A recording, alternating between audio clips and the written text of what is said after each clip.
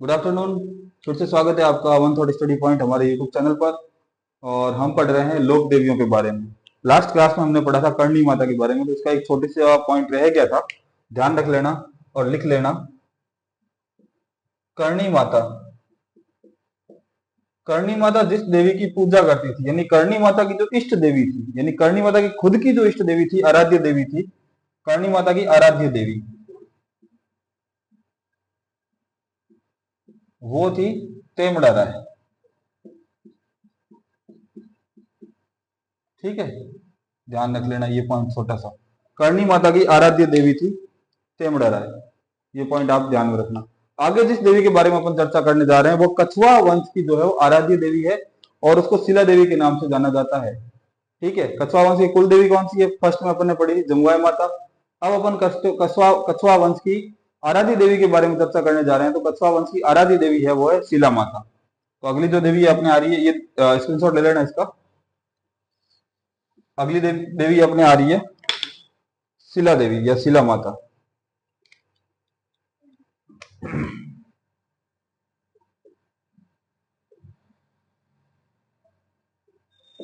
Notes बनाते रहिए साथ साथ में।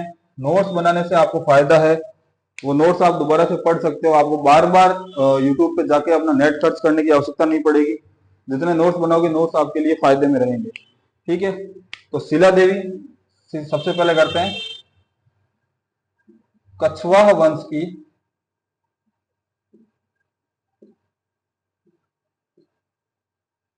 आराध्य देवी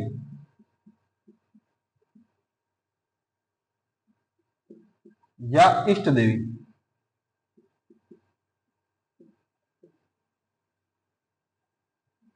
ठीक है, कछुआ वंश की आराध्य देवी या इष्ट देवी। यहां पे एक बात ध्यान रखना कि ये जो कछुआ वंश है, इस कछुआ वंश की जो कुल देवी है, कुल देवी कौन सी है? जमुआय माता।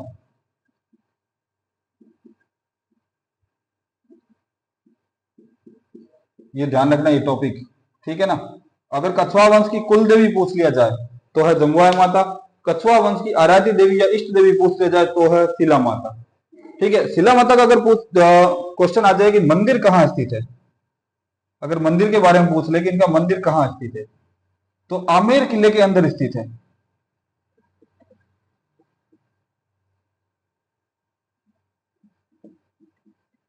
आमेर दुर्ग में। अगर पूछे जाए कि आमेर दुर्ग में भी कहाँ स्थित है, तो आमेर दुर्ग के अंदर एक चौक है जिसको जलेब चौक कहते हैं। आमेर दुर्ग के अंदर एक चौक है जिसको जलेब चौक कहते हैं। तो वहां पर इनका मंदिर स्थित है, ध्यान रखना। ठीक है, आगे की कड़ी में चलते हैं कि इनके मंदिर का निर्माण किसने करवाया।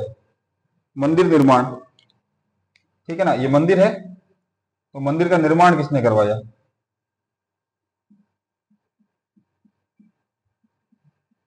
तो इनके मंदिर का निर्माण करवाता है मिर्जा राजा जय सिंह। सॉरी, मिर्जा राजा मान सिंह करवाता है, मिर्जा राजा मान सिंह।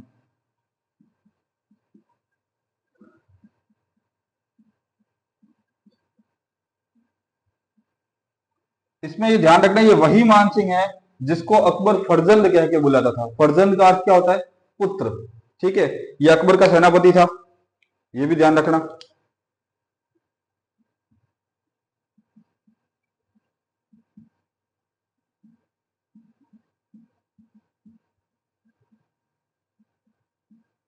अकबर का सेनापति, इसने हल्दी घाटी युद्ध लड़ा था अकबर के लिए।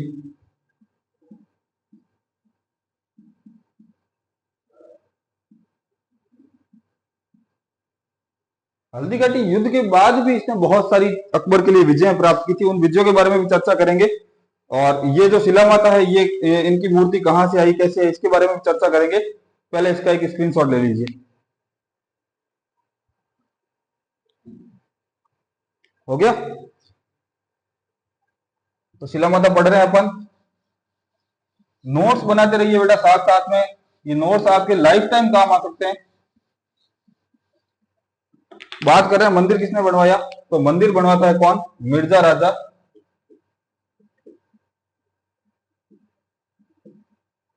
मान सिंह। ये बनवाता है मंदिर। तो इसके बारे में भी चर्चा कर लेते हैं। रेडी हो जाओ फटाफट।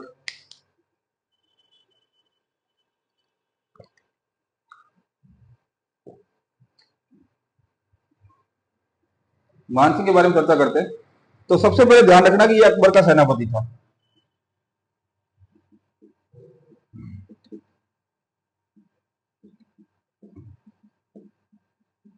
अकबर इसे फर्जंद कहता था। फर्जंद का मतलब क्या होता है? पुत्र। फर्जंद का अर्थ क्या होता है? पुत्र। तो अकबर इसे फर्जंद कहता था, यानी इसको अपने पुत्र के समान मानता था। इसने अकबर के लिए, ध्यान रखना, मिर्जा राजा ने हल्दी घाटी का भी युद्ध लड़ा था।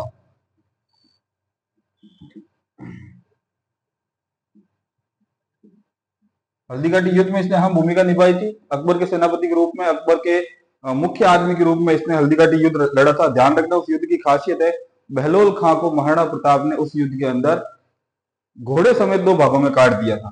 तो आगे ध्यान रखना, इसके बारे में मानसिंह ने, हल्दी घाटी के बाद भी मानसिंह ने बहुत सारे अभियान किए, जैसे काबुल अभियान किया। काबुल पर अकबर के लिए जीत प्राप्त की। ठीक है, फिर काबुल से आया वो बिहार आया, बिहार पर जीत प्राप्त की। ठीक है, बिहार से वो गया वापस कहां पे? उड़ीसा गया, उड़ीसा में जीत प्राप्त की। तो आप देख रहे हो, लगभग लगभग उसने पूरा जो नीचे वाला भारत का हिस्सा है, जिसको अपन कह सकते हैं उत्तरी भारत का ऊपरी भाग और नीचे वाला थोड़ा बहुत भाग, इसने अकबर के लिए पूरा विजय प्राप्त की। उसके बाद ये ध्यान रखना कि 1594 के अंदर, अपन आ रहे हैं शिला माता पे, ठीक है ना, 1594 के अंदर ये जाता है कहां पर? बंगाल के अंदर। इसको बंगाल का सूबेदार नियुक्त कर दिया जाता है। ये जाता है बंगाल के अंदर। उस टाइम बंगाल क्या था? बंगाल 2 भागों में बंटा हुआ था, ध्यान रखना। बंगाल जो है वो बंगाल इस टाइप का है, ध्यान रखना।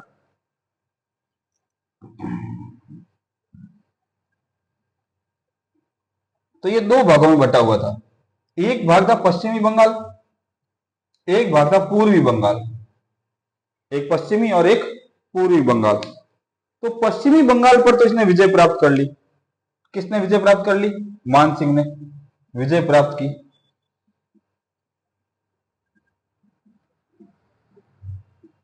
किसने की? मानसिंह ने अपने कंट्रोल में ले लिया।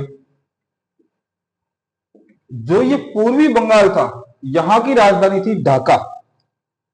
राजधानी क्या है? ढाका। और यहां का जो शासक था वो था राजा केदार कायत। यहां का राजा कौन था? केदार कायत।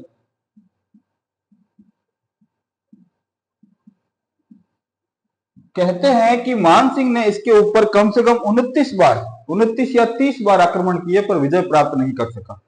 बार बार मानसिंह आक्रमण करता और मुंह की खाके इसको, मानसिंह को वापस आने पड़ती। और यह भी सुना जाता है कि मानसिंह के पास उस समय 2 लाख की सेना थी और इसके पास सिर्फ और सिर्फ 60,000 सिपाही थे। और 60,000 सिपाहियों में भी राजा केदार जो था वो बार बार मानसिंह को पराजित कर रहा था। तो इसका मुख्य कारण क्या था? कारण जानने के लिए मानसिंह ने अपने किसी ना किसी खबरी को, किसी ना किसी गुप्तचर को भेजा राजा केदार के वहां पे। ठीक है, तो वो गुप्तचर गया राजा केदार के वहां पे। तब वो गुप्तचर वापिस सूचना लेके आया कि राजा केदार के पास एक ऐसी देवी की मूर्ति है जिसको शिला देवी ये कहते हैं। और जब राजा केदार उसकी पूजा करके युद्ध करने के लिए जाता है तो उसको वरदान है कि जिसके पास भी ये मूर्ति रहेगी वो कभी युद्ध हारेगा नहीं। ये बात मानसिंह को पता चली तो मानसिंह ने अपने गुप्तचरों द्वारा उसकी पूजा पद्धति के अंदर विघ्न डलवा दिया। और विघ्न डलवाने के कारण राजा केदार को वहां से भागना पड़ा। कहां से? जैसोर से। जैसोर यहाँ एक जगह आती है, वहां से भागना पड़ा। और जब राजा केदार भाग रहा था तो कहते हैं कि मानसिंह जब उसका पीछा कर रहा था तो इसने जैसोर के पास में खाड़ी पड़ती है, उसमें नदी पड़ती है, नदी के अंदर इसने मूर्ति को फेंक दिया। और बाद में किसी मानसिंह के मनसबदार को ये मूर्ति मिली और बाहर निकली और ये वापस लेके आया। फिर राजा केदार जो था इसने अपनी पुत्री का विवाह जो था वो मानसिंह के साथ कर दिया और दहेज में वो मूर्ति मानसिंह को दे दी। और ये दहेज में मूर्ति मानसिंह को दी तो ये मूर्ति जो है वो कहाँ आई? आमेर, जयपुर आई। ठीक है, आमेर आई। फिर आमेर के अंदर इसकी एक मंदिर बनाया गया। उस मंदिर के अंदर जो काले पत्थर की ये मूर्ति जो है वो रखी गई। ये अष्टभुजा मूर्ति थी। जोधपुर के जो कारीगर थे उन्होंने इस मूर्ति पे कार्य किया और ये अष्टभुजा मूर्ति बनाई इन्होंने।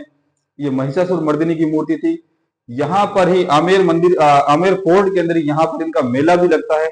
और इनका मेला लगता है चैत्र नवरात्रा और अश्विन नवरात्रों के अंदर। उसके अलावा जो यहाँ पर देवी को अन्न का भोग लगाया जाता है, देवी को अन्न का भोग लगाते हैं, इसलिए इस देवी को अन्नपूर्णा माता के रूप में भी जाना जाता है। तो अपन आगे लिखेंगे, उससे पहले ये इतना स्क्रीनशॉट ले लीजिए, ठीक है। अब ध्यान रखना, अपन राजा केदार से स्टार्ट करेंगे। मानसिंह ने अकबर के लिए हल्दी घाटी के बाद में विजय प्राप्त की। कौन कौन सी विजय प्राप्त की, ये भी ध्यान रखना, ये क्वेश्चन भी आ सकता है आपके। मानसिंह ने प्राप्त किए पहले कौन सी, काबुल, फिर बिहार, फिर उड़ीसा, फिर मानसिंह 1594 के अंदर मानसिंह जो आता है वो आता है बंगाल के अंदर। बंगाल उस समय दो भागों में था, एक तो था पश्चिमी बंगाल और एक था पूर्वी बंगाल। तो मानसिंह पश्चिमी बंगाल पर विजय प्राप्त कर लेता है और पूर्वी बंगाल पर विजय प्राप्त नहीं कर पाता। तो अपन यहां से स्टार्ट करते हैं, पूर्वी बंगाल। तो ये वाला भाग जो है पूर्वी बंगाल का, राजधानी है ढाका, ठीक है। एक सेकंड, राजधानी इसकी कौन सी है, ढाका है। पूर्वी बंगाल,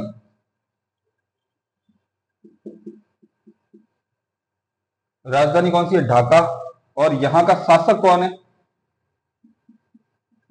बता चुका हूं अभी आपको। शासक जो है वो है राजा केदार कायत, राजा केदार कायत।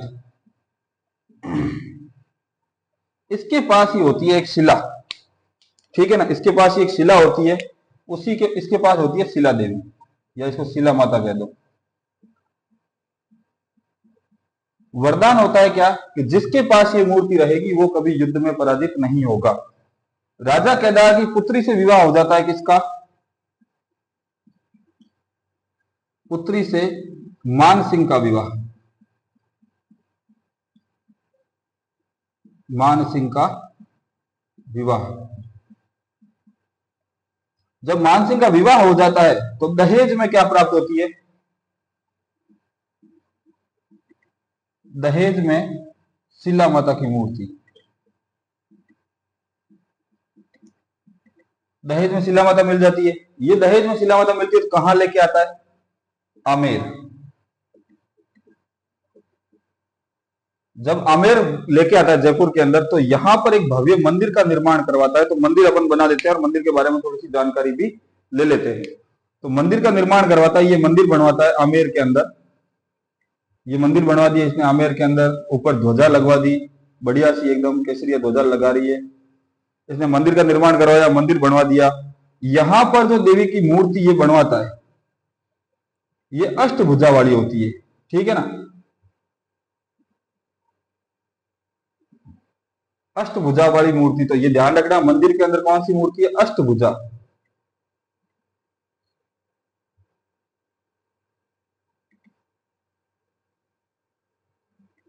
कैसे पत्थर की है, काले पत्थर की,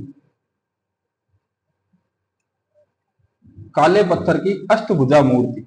कहां पर है, आमेर किले के अंदर है। आमेर किले में भी कहां है, जलेब चौक के अंदर है, ठीक है ना। इस मूर्ति को और क्या कहते हैं, अष्टभुजा महिषासुर मर्दिनी,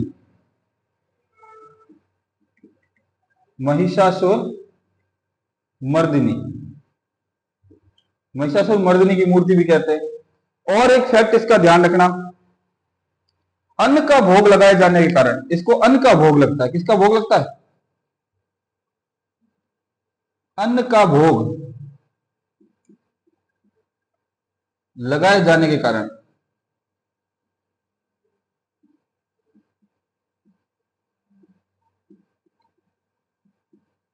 इसको अन्नपूर्णा भी कहते हैं, अन्नपूर्णा देवी भी कहते हैं। राजस्थान की ध्यान रखना एकमात्र देवी है जिसका सबसे पहले राज परिवार दर्शन करता है और बाद में पब्लिक के लिए खुलता है। तो ध्यान रखना, सर्वप्रथम राज परिवार द्वारा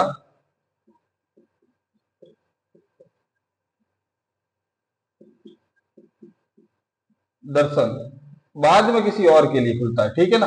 पहले दर्शन कौन करता है, राज परिवार करता है, उसके बाद में किसी और के लिए खुलता है। एक बच्चे का कमेंट आया कि सर जीण माता के ऊपर भी आप वीडियो बनाइए। तो बेटा जीण माता के ऊपर वीडियो, इसके बाद जो अपन लोक देवी पढ़ेंगे वो पढ़ेंगे जीण माता, ठीक है ना। लाइक करते रहिए, सब्सक्राइब करते रहिए, अच्छे से नोट्स बनाते रहिए। नोट्स सबसे ज्यादा इंपॉर्टेंट है, जितने नोट्स बनाओगे वो नोट्स आपके इन फ्यूचर काम आते रहेंगे, ठीक है, अभी एग्जाम्स आ रहे हैं, उन एग्जाम की प्रिपरेशन करते रहिए। बेस्ट ऑफ लक मेरी तरफ से, थैंक यू।